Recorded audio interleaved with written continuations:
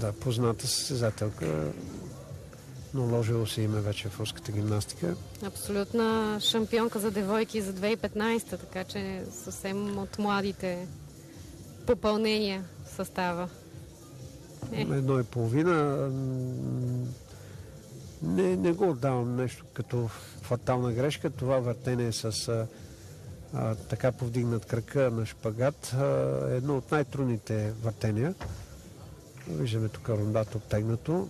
Висока стройна състезателка с отлична физика. Така че от тези въртения трудно се губи баланс, много трудно се учат. Предно махово. Това въртене също от трудните.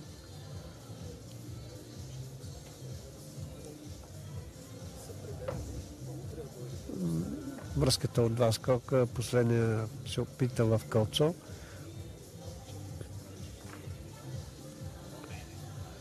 Съчетанията на греда са в разколебая това грешката в началото, заклащането.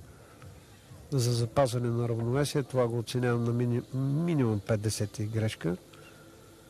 Съчетанията се изпълняват в рамките на минута и половина и трябва така да се отработват, че да не се просрочва.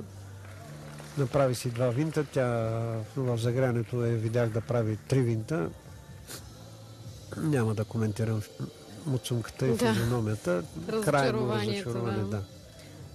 Тя, за тези, които са следили внимателно нашите предавания от Европейското в София, юношеското европейско преди 2 години, може би я помнят. Тя е част от шампионския състав.